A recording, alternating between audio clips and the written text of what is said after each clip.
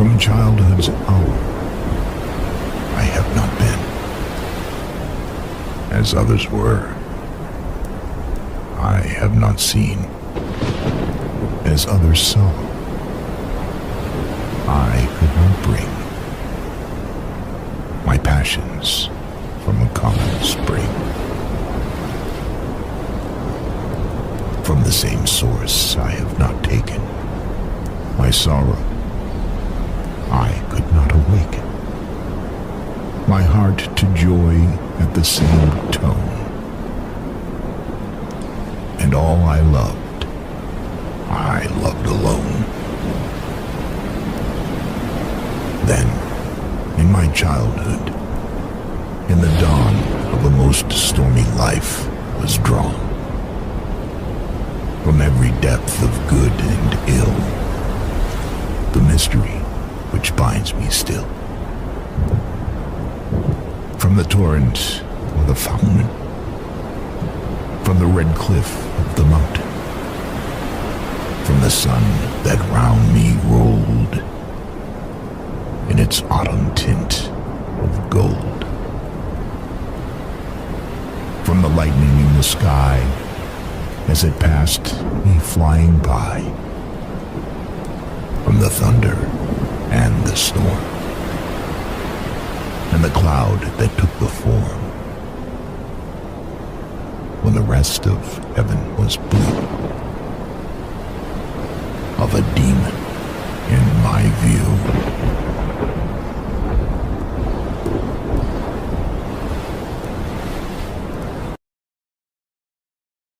Well, the last week you guys have seen the few Edgar Allan Poe things that I've been working on, those little videos. And I'd like to introduce my little gremlin, my helper, Steph. Come on in. This is my little gremlin. You guys remember her from a few shows. She's going to help me out tonight. We're going to make that homemade stuffing again for anyone who missed that episode. And I'm going to doctor it up just a little bit finer tonight. We're also going to be making some stuffed chicken breast. And we are going to be watching Vincent Price, An Evening with Edgar Allan Poe. Now, this is a 53-minute movie that I'm going to be breaking down over the next 2 weeks, 3 weeks. And for each story, we're going to have a separate episode. So these will be shorter episodes because of time constraints and the equipment that I'm still using. I did get a computer, so as soon as I learn how to use the son of a bitch, we'll get better episodes. But until I learn how to use it, I have to use this thing. And as far as the rest goes, I want to take one opportunity and just say thank you to everybody who's donated and who's helped the kitchen. You guys are the reason that the show is still on fire and there's still always something cooking right here in the Killer Kitchen. So join me tonight and join Mr. Vincent Price as we watch The Telltale Heart.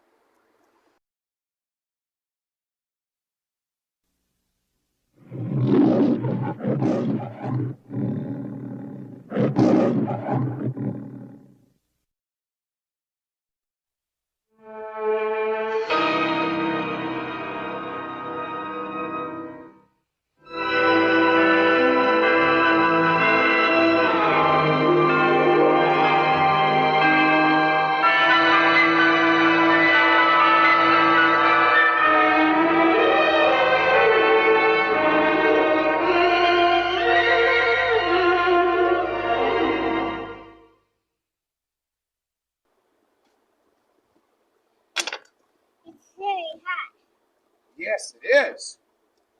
Now, as my little gremlin here is starting off, we're making homemade stuffing tonight. And she's crunching up the bread. You got to pull it apart into little pieces, right? Uh-huh. And what do you do when you pull it up into little pieces? I don't know, Larry. You're supposed to beat it, right? Yeah. Scrunch it up real good and then beat it in. Now, we've got our grill going, which is a little too close to my candles. Daddy, you look too close to me, too. So we're going to let this cook up. Now tonight, we bring you an evening with Edgar Allan Poe. Tonight, we bring you an evening with Edgar Allan Poe. This is from January 1st, 1970, originally airing at 8 o'clock Eastern Time p.m. Now, we're going to break this into two pieces because I can't bring you the full show thanks to the equipment. So tonight, we bring you The Telltale Heart, and we bring you The Pit and the Pendulum. So join us right here as we set up the fire, light up the gargoyle, and we chop up some meat. We got fresh chicken, we got bread, and we got a fire. I'm going to show you how to make your very own stuffed chicken breast, homemade stuffing, and I'm going to show you how to take a chicken breast, stuff it, and make it look like your very own heart. And you know, speaking of hearts, I got to tell you guys, when my wife was getting this chicken here, she made a mention, and this is like the third time here in Cali that I've come across it and heard her mention free-range chicken. That fire's burning me. Yeah, well, step over it.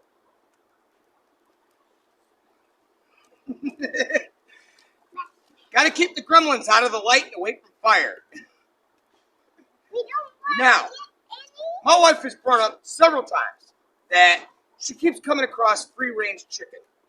Now, I just got to say something.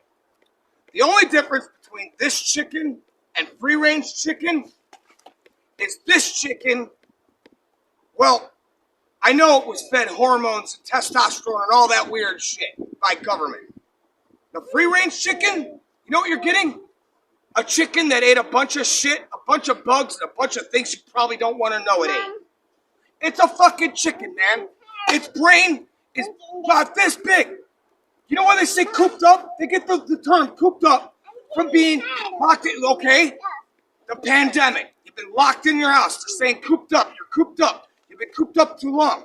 You know why they say cooped up? Because we keep chickens cooped up. You know why you can keep a chicken cooped up and not a human being? Because a chicken's brain is big enough that it probably equals the size of half of a green pea out of the stalk, and it probably thinks about as wildly as you would think to look down at the ground and then look up at the sky and forget what you just saw. A chicken is nothing more than a chicken. It's a fucking chicken. You want a free-range chicken? Enjoy eating dog poop.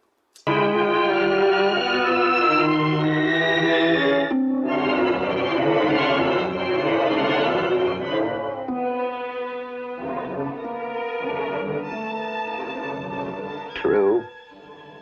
Nervous. Very, very dreadfully nervous. I had been and am, but why will you say that I am mad? The disease had sharpened my senses, not destroyed, not dulled them. Above all was the sense of hearing acute. I heard all things in the heaven and in the earth. I heard many things in hell. How then am I mad? Hearken and observe how healthily, how calmly I can tell you the whole story. It is impossible to say how first the idea entered my brain, but once conceived, it haunted me day and night. Object there was none, passion there was none. I loved the old man. He had never wronged me. He had never given me insult. For his gold I had no desire. I think it was his eye. Yes, it was this. One of his eyes resembled that of a vulture, a pale blue eye with a film over it. Whenever it fell upon me, my blood ran cold. And so by degrees, very gradually, I made up my mind to take the life of the old man and thus to rid myself of the eye forever. Now, this is the point. You fancy me mad. Madmen know nothing, but you should have seen me. You should have seen how wisely I proceeded, with what caution, with what foresight. I was never kinder to the old man than during the whole week before I killed him. And every night, about midnight, I turned the latch of his door and I opened it, oh, so gently. And then when I had made an opening sufficient for my head, I put in a dark lantern, all closed so that no light shone out.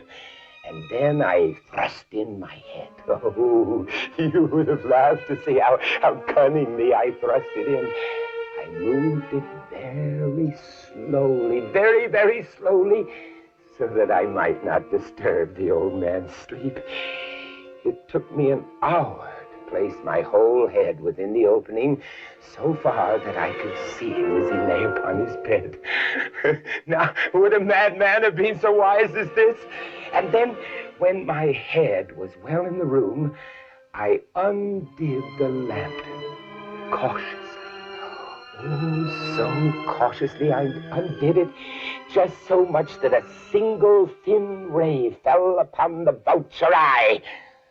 This I did for 7 long nights, every night at midnight. But I found the eye always closed, and so it was impossible to do the work. For it was not the old man that vexed me, but his evil eye. And every morning when the day broke, I went boldly into the chamber and spoke courageously to him, calling him by name in a hearty tone and inquiring how he had passed the night. So you see, he would have been a very profound old man indeed to suspect that every night, just at 12, I looked in upon him while he slept. Upon the 8th night, I was more than usually cautious in opening the door. A watch's minute hand moves more quickly than did mine. Never before that night had I felt the extent of my own powers. I could scarcely contain my feelings of triumph. I had my head in the room and was about to open the lantern when my thumb slipped on the tin fastening and the old man sprang up in the bed crying out, "Who's there?" I kept quite still and said nothing. For a whole hour I did not move a muscle, and in the meantime I did not hear him lie down. He was still sitting up in the bed listening. Presently I heard a slight groan, and I knew it was the groan of long drawn-out mortal terror. It was not a groan of pain or of grief, oh no. No, it was the low, stifled sound that arises from the bottom of the soul when overcharged with awe. I knew the sound well.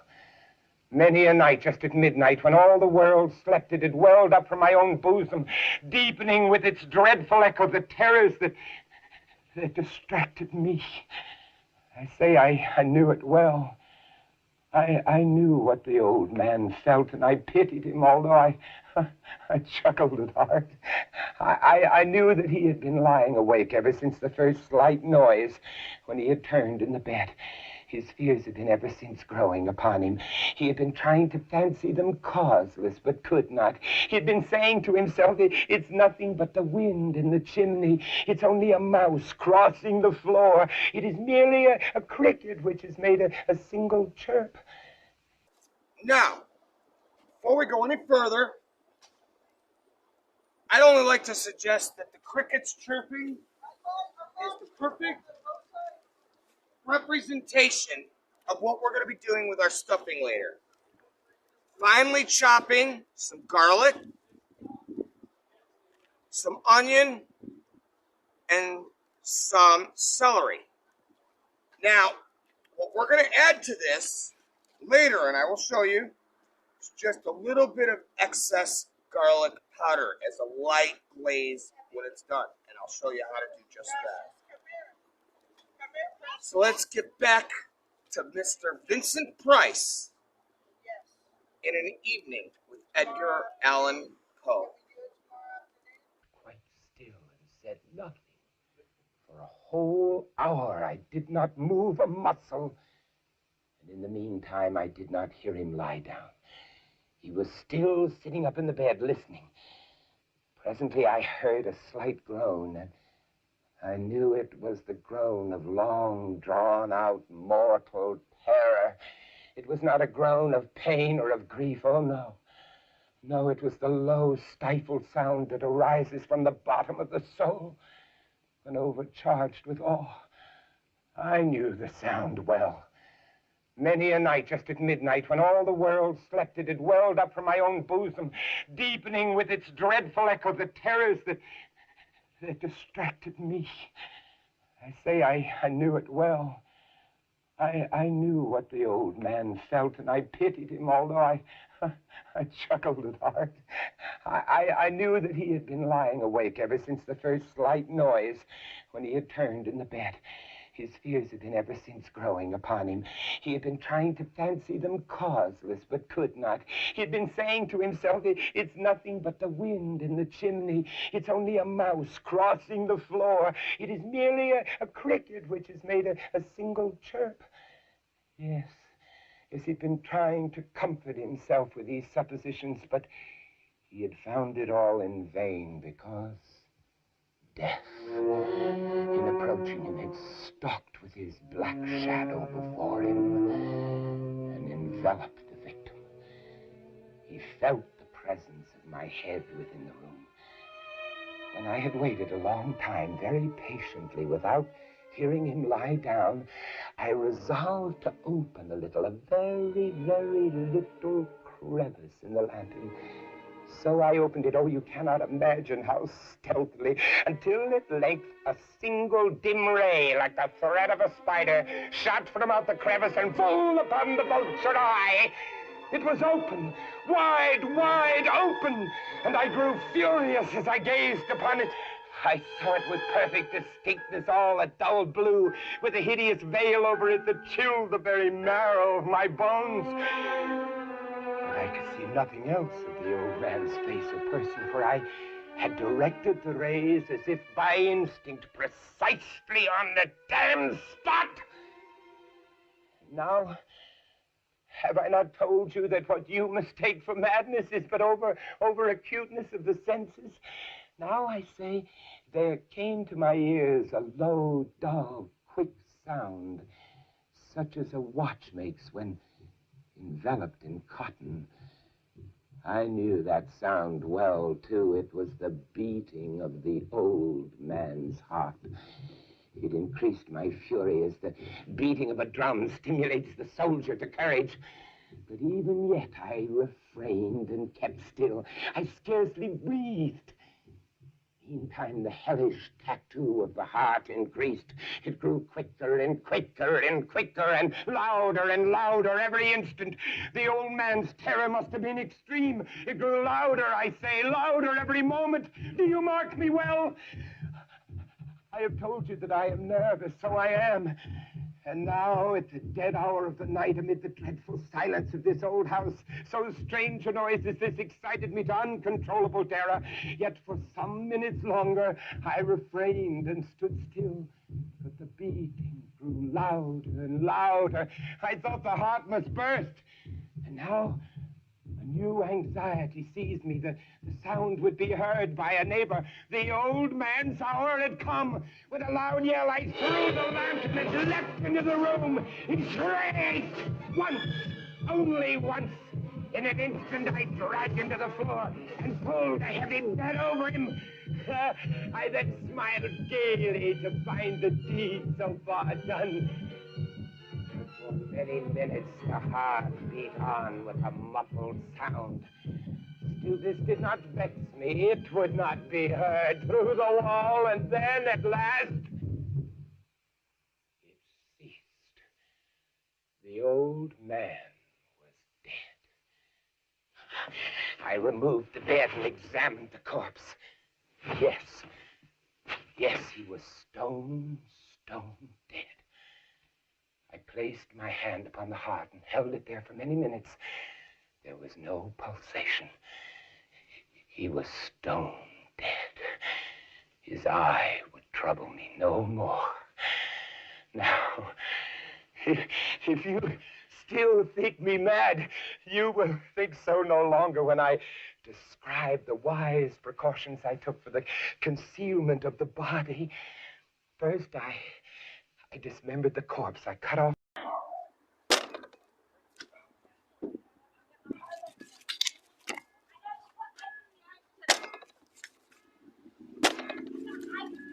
You want one cut down the middle of each of these. What you want to do from there, open it up. And right in the side, just want to dig a little hole on either side. Just like this. So what you want to do is create a pocket to put all of your stuff that you're stuffing your chicken. Now what you want to do from there is you want to take some chicken seasoning, and then I have my own meat seasonings. In fact, on our next break, I'm going to explain to you guys what's exactly in these. So you want to season it light with just your meat seasoning. And then, when your pockets are cut, like that, you want to take it, put it face down on the grill. Just like that. Now, because this grill's pretty hot, we're putting them on the outside. We got to keep the temperature at a norm. What you're looking for is a nice golden brown, like this. Now, you don't want to cook it all the way, and I'll explain to you at our next break just why. Now, you know, as I'm cooking this chicken up, and as we're listening to this story, I'd only like to point out that, like many of us, this story is told through the eyes of a madman who, like all of us, believed he was sane. Now, if you still think me mad, you will think so no longer when I describe the wise precautions I took for the concealment of the body. First, I dismembered the corpse. I cut off the head, and then the arms and the legs. I then took up 3 planks from the flooring of the chamber, and I deposited all beneath the floor. I then replaced the boards so cleverly, so cunningly, that no human eye, not even his, could have detected anything wrong. There was nothing to wash out. No stain of any kind, no blood spot whatsoever. I had been too wary for that. A tub had caught it all. And then, when I had made an end of these labors, it was 4 o'clock, still dark as midnight. As the bell sounded, there came a knocking at the street door. I went down to open it with a light heart, for what had I now to fear? There entered 3 men who introduced themselves with perfect suavity as officers of the police. A shriek had been heard by a neighbor during the night. Suspicion of foul play had been aroused, and they, the officers, had been dispatched to search the premises. I smiled. For what had I to fear? I bade the gentleman welcome. The shriek, I said, was my own in a dream. The old man I mentioned was absent in the country. I took my visitors all over the house, and I bade them search and search well. I led them at length to his chamber. I showed them his treasures, secure, undisturbed. In the enthusiasm of my confidence, I brought chairs into the room and desired them here to rest from their fatigues, while I myself, in the wild audacity of my perfect triumph, placed my own seat upon the very spot beneath which reposed the corpse of the victim. The officers were satisfied. My manner had convinced them. I was singularly at ease. They sat, and while I answered cheerily, they chatted familiar things. But ere long, I felt myself getting pale, and I wished them gone. My head ached, and I fancied a ringing in my ears, but still they sat and they chatted. The ringing became more distinct. I talked more freely to get rid of the feeling, but it continued and gained definitiveness until at length I found that the noise was not within my ears. It was a low, dull, quick sound, such a sound as a watch makes. Enveloped in cotton. I gasped for breath. Yet the officers heard it not. I talked more quickly, more vehemently, but the noise steadily increased. I arose and I argued about trifles, but the noise increased steadily. Why would they not be gone? I paced the floor to and fro with heavy strides, as if excited to fury by the observation of the men. But the noise steadily increased. Oh, God, what could I do? I foamed, I raved, I swore. I swung the chair upon which I had been sitting, grated it upon the boards. But the noise rose above all. It grew louder, louder. And still the men chatted pleasantly and smiled. Was it possible that they heard not? Oh, Almighty God, no, they heard. They suspected. They knew. They were making a mockery of my horror. I could bear those hypocritical smiles no longer. I felt that I must scream or die. And now again, hark, louder, louder, louder, louder. Villains! Dissemble no more. I admit the deed. Tear up the planks. Here, it is the beating of his hideous heart.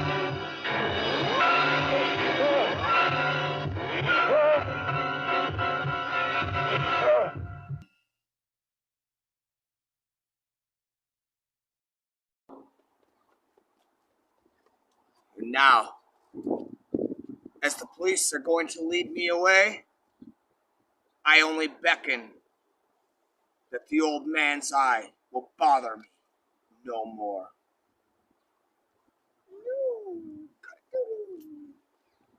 All right, now, I got my little gremlin here, and I'm going to teach her how to stuff a chicken. Now, the first thing we got is some Canadian bacon. No thanks to Justin Trudeau. You know, the new Hitler. And what we're going to do is we're going to mince this up just the way somebody should have done to Hitler in 1942. Cutting it up. Yep. Why are you gotta, cutting it up? well, we've got to mince it up so it fits inside the chicken. We've also got some jalapeno cheese. And as a final touch, because every meal needs some greens, and I'm not one to like my greens, we've got some fresh asparagus. Funny thing about asparagus, you notice, if you ever eat asparagus, a couple hours later or even the next day, your pee smells a little funny. It's called aspartic acid. The name, asparagus.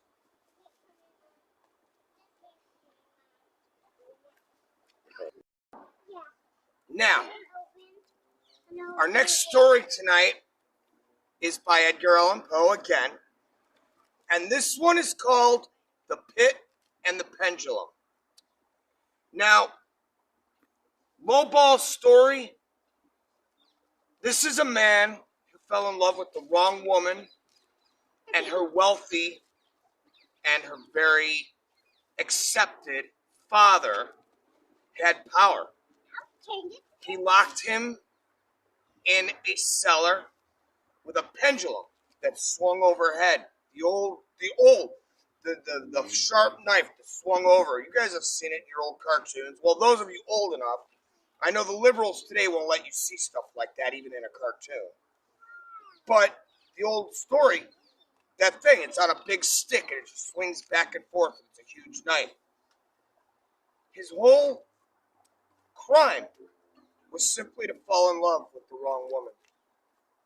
I'm sure many of you out there know exactly how that feels. On that as well, you guys have noticed I got a little bit of an attitude. I got some spite in my voice tonight. On that, I can't say much, but those of you that saw that video I recently posted for my management, quite frankly, all I could tell you is people suck, people are evil, And if you don't do exactly what certain people think you need to do or what they tell you to do, you could find yourself in your very own pit with a pendulum swinging over.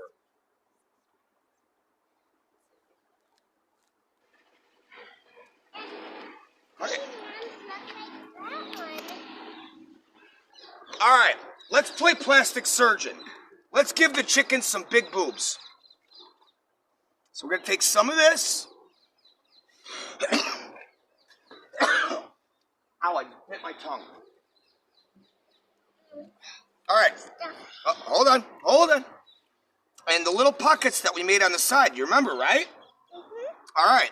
We're going to stuff some of this Canadian bacon or Justin Trudeau into the sides of this chicken breast. And then, because Justin Trudeau doesn't work alone, we're going to take some vegetables. In other words, we're going to take Joe Biden and we're going to stuff him in there right next to Justin Trudeau, because they belong together. And I'm taking one. All right. Now, what we're going to do is we're going to take this cheese and keep it to the side, but we're going to take this. Damn it. Fucking seasoning went right up my nose. And we're going to cover this in bacon, just like this. Bacon. I wish we could cover it in bacon. I'm poor. We're going to cover it in tinfoil, just like this. Now, there you go.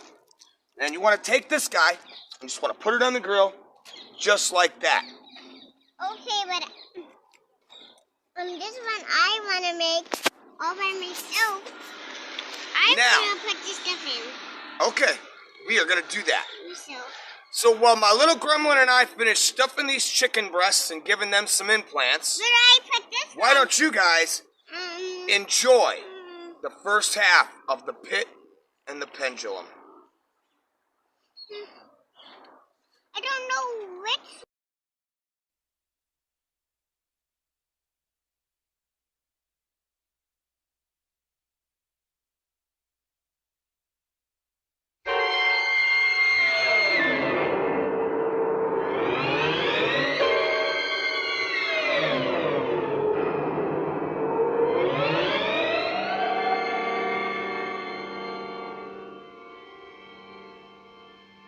I was sick unto death with that long agony. I felt that my senses were leaving me. The dread sentence of death was the last distinct phrase which reached my ears. After that, the voices of the Inquisition judges seemed to merge in one dreamy, indeterminate hum. I saw the lips of the black-robed judges, white and thin even to grotesqueness, writhing with their deadly locution, fashioning the syllables of my name and the decree of death by torture. And then the blackness loomed close up against my skin, snuffing out even the evil whiteness of those damning lips, driving all sensibility into retreat in a mad rushing descent as of the soul into Hades. Then silence and stillness and night were the universe. I had swooned. Yet shadows of memory reflect dimly upon the inner walls of my mind. Shadows of tall figures that lifted and bore me down, down to a place of flatness and dampness and silence. Silence. Then all was madness. I would not open my eyes. I felt that I lay upon my back unbound. I reached out my hand and it fell heavily upon something damp and hard. I longed, yet dared not to employ my vision. It was not that I feared to look upon things horrible, but that I grew aghast lest there should be nothing to see. At length, with a wild desperation at heart, I quickly unclosed my eyes. My worst thoughts were confirmed. The blackness of eternal night encompassed me. I struggled for breath.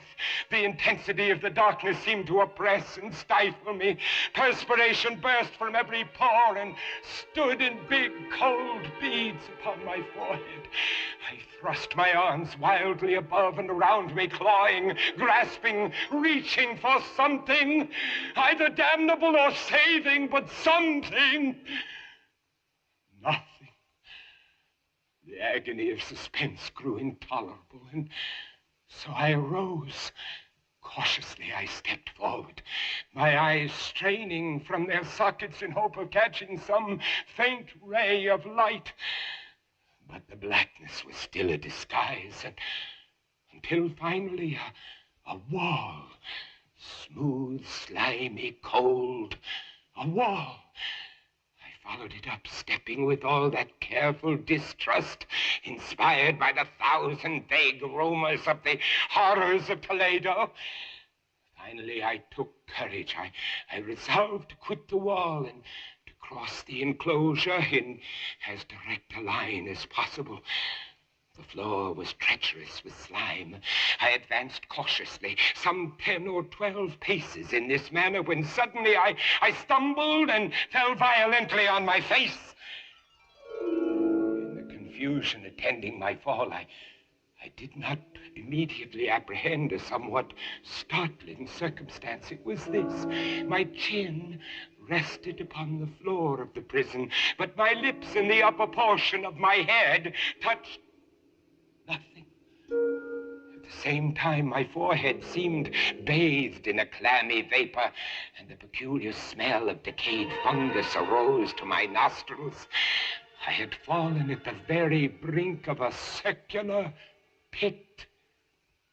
Groping about the masonry, just below the margin, I succeeded in dislodging a small fragment and let it fall into the abyss. Many, many seconds I waited and hearkened to its reverberations as it dashed against the sides of the chasm in its descent. At length there was a sullen plunge into water, succeeded by loud echoes. At the same moment there came a sound resembling a quick opening of a door overhead, while a faint gleam of light flashed suddenly through the gloom and as suddenly faded away. Shaking in every limb, I groped my way back to the wall, resolving there to perish rather than risk the terrors of the pit. Agitation of spirit kept me awake for many long hours, but at length I fell into a deep slumber. Upon arousing, I found that objects around me were visible, a wild, sulphurous luster. By that I was enabled to see the extent and aspect of the prison. What I had taken for masonry seemed now to be iron in huge plates. Figures of hideous fiends in aspects of menace with skeleton forms overspread and disfigured the walls. In the center of the floor yawned the circular pit from whose jaws I had escaped. Then I realized that I was securely bound to a low framework of wood, strapping past in many convolutions about my body, leaving at liberty only my head and my left arm, said that only with much exertion could I supply myself with food from an earthen dish which lay by my side on the floor. The food in the dish was meat, pungently seasoned. Looking upward, I surveyed the ceiling of my prison. It was some 30 or 40 feet overhead, and suspended therefrom was what appeared to be a huge pendulum, such as one might see on antique clocks. While I gazed at it, I fancied that I saw it move, ever so slightly. I watched it for some minutes, somewhat in fear, but more in wonder. Then a noise attracted my notice, and looking to the floor, I saw several enormous rats. They had issued from the pit with ravenous eyes allured by the scent of the meat. It required much effort and attention to scare them away from the food. When I again cast my eyes upward, what I saw confounded and amazed me. The sweep of the pendulum had increased in extent by nearly a yard. But what mainly disturbed me was the idea that it had perceptibly descended. I now observed, with what horror it is needless to say, that its lower extremity was a crescent of glittering steel, about a foot in length from horn to horn, the horns upward, and the under edge evidently as keen as that of a razor, and it hissed as it swung through the air, inch by inch, with a descent only appreciable at intervals that seemed ages. Down and still down it came. Days passed ere it swept so closely over me as to fan me with its acrid breath. I prayed for its more speedy descent. I grew frantically mad and struggled to force myself upward against the sweep of the fearful scimitar. And then suddenly I fell calm and lay smiling at the glittering death as a child would at some rare bauble. I saw that the crescent was designed to cross the region of my heart. It would fray the serge of my garment. It would return and repeat its operations again and again. But the fraying of my garment would be all that for several minutes it would accomplish. To the right, to the left, far and wide, down, steadily down it crept, with the shriek of a damned spirit, to my heart, with the stealthy pace of the tiger. I alternately laughed and howled as the odor of the sharp steel forced itself into my nostrils. Down, relentlessly down. It vibrated finally within 3 inches of my bosom. 10 or 12 sweeps would bring the steel in actual contact with my clothing. And then, with this observation, there suddenly came over my spirit all the keen, collected calmness of despair. For the first time in many hours, or perhaps days, I thought of the rats. They had been literally swarming around the low framework upon which I lay. They were wild, bold, and ravenous, their red eyes glaring upon me as if they waited for motionlessness on my part to make me their prey. What food, I thought, have they been accustomed to in the pit? They had devoured in spite of all my efforts to prevent them all but a small remnant of the contents of the dish. Although my plan was scarcely sane, I proceeded at once to attempt its execution. With the particles of the oily and spicy meat which now remained, I thoroughly rubbed the restraining binding wherever I could reach it. Then I lay breathlessly still. At first, the ravenous animals were startled and terrified. Now, we've got just some great value cream of chicken, which those of you out there back east and in Chicago area, what we call great value, most of you guys know is like the Jewel brand or the Osco brand. Now, I got to tell you guys one thing. There's a guy from Chicago who moved to California. I got to tell you guys, you know what? I worked for Jewel and I worked for Osco, and you guys are fools, man. You guys talk shit about Walmart cheating rate of people like crap. Dude, go work for Jewel Osco in Chicago. You're going to get screwed up the ass and wish that they had used a little bit of fucking lubrication first, okay? Speaking of lubrication, we got our cream of chicken. So we're going to put this right here, real light.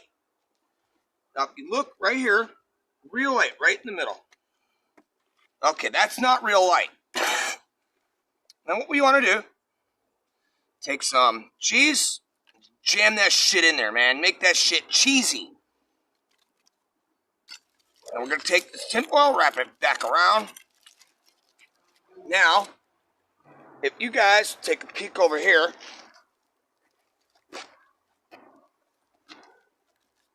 we got these other pieces. Now I'm going to rewrap this and seal it, and we're going to stick it back on here for another 5 minutes. So as I take care of this, why don't you guys get back to the show we'll get to the conclusion of the pit and the pendulum. And we'll see you right here at the Killer Kitchen. Inches of my bosom, 10 or 12 sweeps would bring the steel in actual contact with my clothing. And then with this observation, there suddenly came over my spirit all the keen, collected calmness of despair. For the first time in many hours, or perhaps days, I thought of the rats. They had been literally swarming around the low framework upon which I lay. They were wild, bold, and ravenous, their red eyes glaring upon me as if they waited for motionlessness on my part to make me their prey. What food, I thought, have they been accustomed to in the pit? They had devoured, in spite of all my efforts to prevent them, all but a small remnant of the contents of the dish. Although my plan was scarcely sane, I proceeded at once to attempt its execution. With the particles of the oily and spicy meat which now remained, I thoroughly rubbed the restraining binding wherever I could reach it. Then I lay breathlessly still. At first, the ravenous animals were startled and terrified at the change. Observing, however, that I remained without motion, one or two of the boldest leapt upon the framework and smelt at my bonds. This seemed the signal for a general rush. They leapt in hundreds upon my person. The measured movement of the pendulum disturbed them not at all. Avoiding its strokes, they busied themselves gnawing the anointed bindings. They pressed, they swarmed upon me in ever accumulating heaps. They writhed upon my throat. Their cold lips sought my own. I was half stifled by their thronging pressure. Disgust, for which the world has no name, swelled my bosom and chilled with a heavy clamminess my heart. Yet 1 minute, and I felt that the struggle would be over. Plainly, I perceived the loosening of the strapping. I knew that in more than one place it must be already severed. With a more than human resolution, I lay still. Nor had I erred in my calculations, nor had I endured in vain. I at last felt that I was free. The stroke of the pendulum already pressed upon my bosom. It had divided the serge of my garment. Twice again it swung, and a sharp sense of pain shot through every nerve. But the moment of escape had arrived. At a wave of my hand, my deliverers hurried tumultuously away. With a steady movement, I slid from the embrace of the bindings and beyond the reach of the scimitar. I was free! Free! But still in the grasp of the Inquisition. I had scarcely stepped from my wooden bed of horror when the motion of the hellish machine ceased, and I beheld it drawn up. My very motion was undoubtedly watched. Free! I had but escaped death in one form of agony, to be delivered unto worse than death in some other. With that thought, I rolled my eyes nervously on the barriers of iron that hemmed me in. I observed that the figures of the fiends upon the walls had now assumed a startling and most intense brilliancy. Demon eyes of a wild and ghastly vivacity glared upon me from 1,000 directions. It was unreal. While I breathed, there came to my nostrils the breath of the vapor of heated iron. A suffocating odor pervaded the prison. I panted. I gasped for breath. I shrank from the burning metal to the center of the cell. Amid the thought of the fiery destruction that impended, the idea of the coolness of the pit came over my soul like balm. I rushed to its deadly brink. I threw my straining eyes below. The glare from the enkindled roof illuminated its inmost recesses. Yet for a wild moment did my spirit refuse to comprehend the meaning of what I saw. At length it forced, it burned its way into my soul. Oh, for a voice to speak. Oh, horror! Oh, any horror but this! The heat increased rapidly, and once again I looked up. There had been a second change in the cell, and now the change was obviously in the form. The room had been square. The fearful difference quickly increased with a low, rumbling sound. The apartment was shifting its form into that of a rectangle. Death, I screamed! Any death but that of the pit! Fool! Might I not have known that into the pit was the object of the burning iron to urge me? And now closer and closer grew the walls. I shrank back, but the closing walls pressed me resistlessly onward. At length, for my seared and writhing body, there was no longer an inch of foothold on the firm floor of the prison. I struggled no more, but the agony of my soul found vent in one long, loud, and final scream of despair. I felt that I tottered upon the brink. Then suddenly there was a discordant hum of human voices. There was a loud blast as of many trumpets. The fiery walls rushed back. An outstretched arm caught my own as I fell, fainting into the abyss. It was that of General LaSalle. The French army had entered Toledo. The Inquisition is in the hands of its enemies.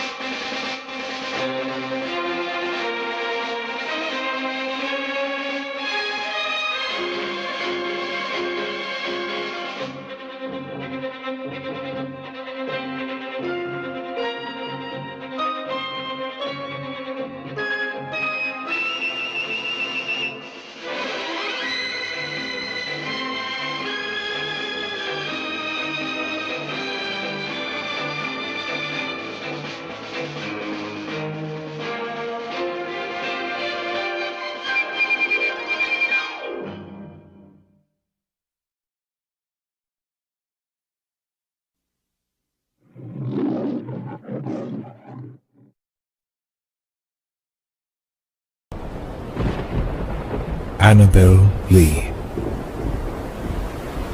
It was many and many a year ago, in a kingdom by the sea, that a maiden there lived whom you may know by the name of Annabel Lee. And this maiden lived with no other thought than to love and be loved by me.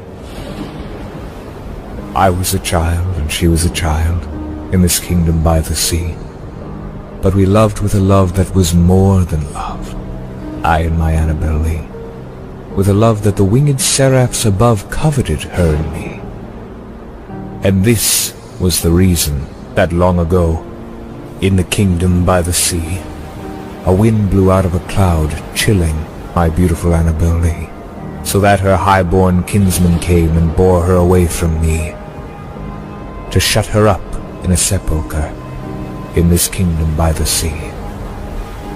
The angels, not half so happy in heaven, went envying her and me. Yes, that was the reason, as all men know in this kingdom by the sea, that the wind came out of the cloud by night, chilling and killing my Annabel Lee. But our love, it was stronger by far than the love of those who were older than we, of many far wiser than we. And neither the angels in heaven above nor the demons under the sea can ever dissever my soul from the soul of the beautiful Annabel Lee. For the moon never beams without bringing me dreams of the beautiful Annabel Lee. And the stars never rise, but I feel the bright eyes of the beautiful Annabel Lee. And so all the night tide I lay down by the side of my darling, my life, and my bride, in the sepulchre there by the sea, in her tomb by the sounding sea.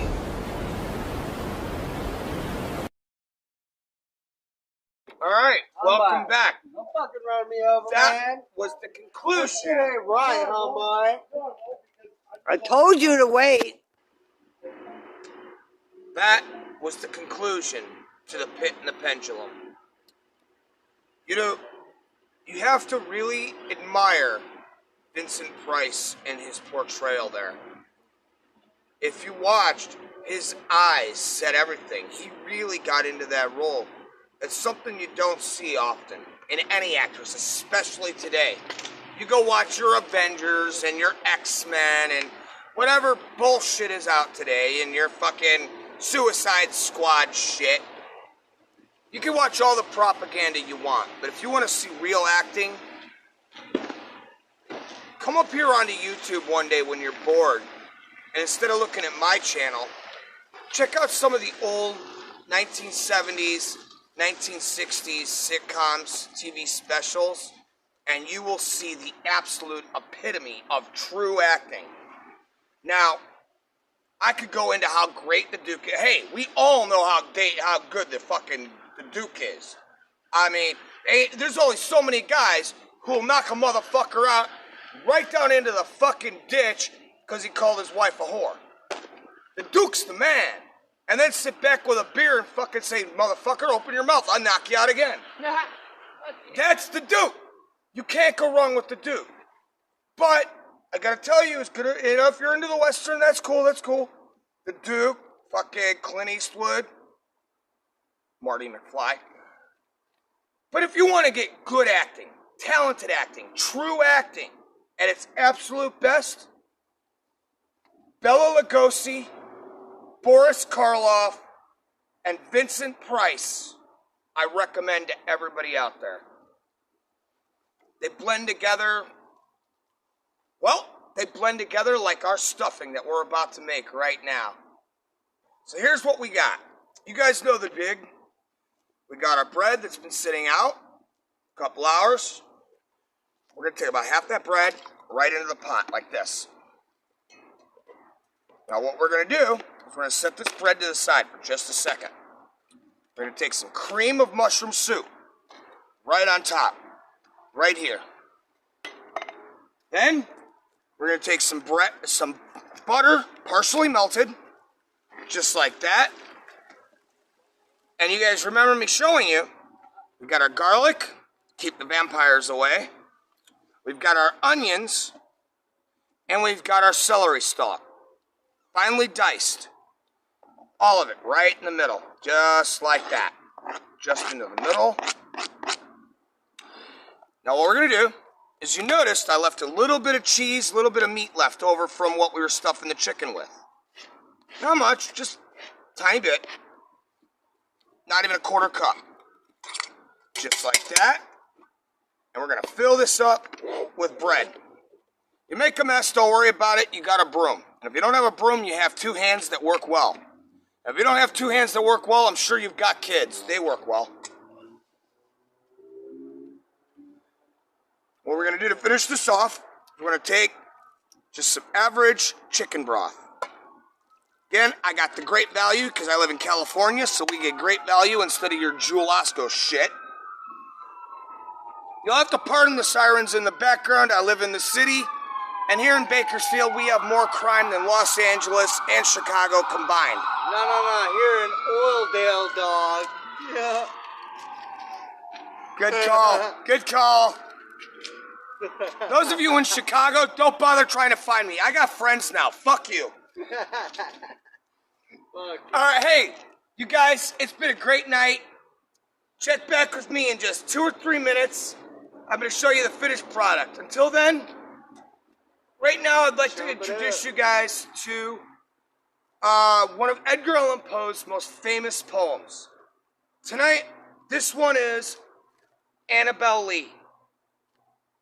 I put this together, and I gotta be honest, with this one in particular, I really wanted you guys to understand this is about true love that was lost because of outside influence.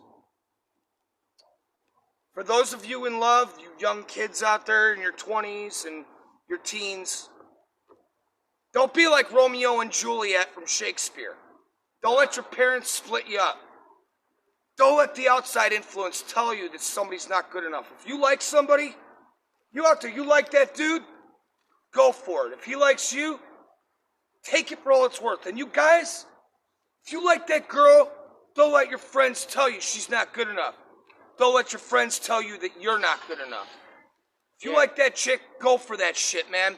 Because I'll tell you what, true love doesn't know about looks. It doesn't see beauty or non-beauty. True love is from the heart, and you can never fake true love. And true love waits for nobody. Amen. This is Annabelle Lee.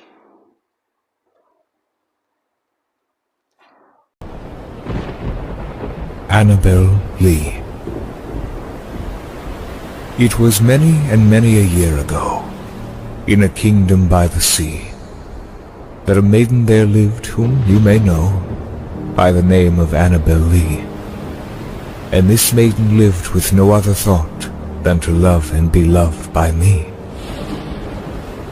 I was a child and she was a child in this kingdom by the sea, but we loved with a love that was more than love, I and my Annabelle Lee, with a love that the winged seraphs above coveted her and me.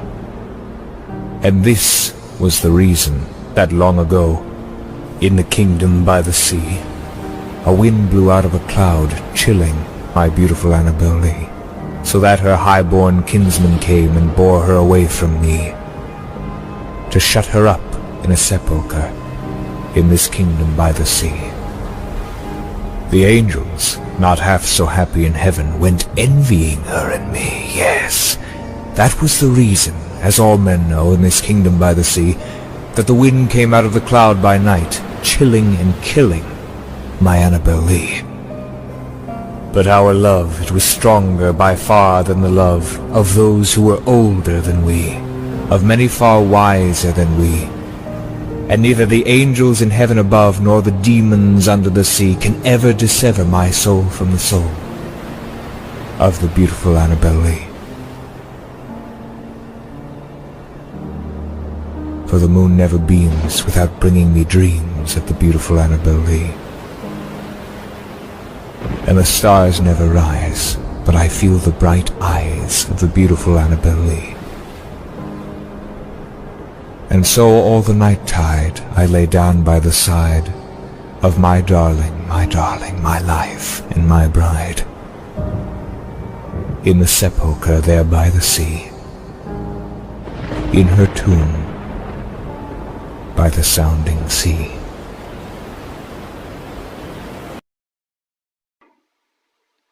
Okay.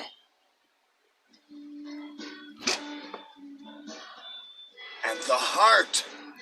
This is the heart that I tore from the old man and buried in the floorboards beneath where I sat.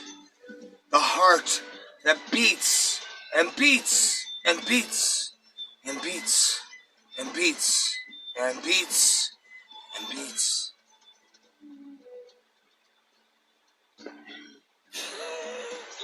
This has been a fun Killer Kitchen. I hope you guys have a great night. God bless, and we'll see you right here next week. But we've always got something cooking, and nothing is ever as it seems.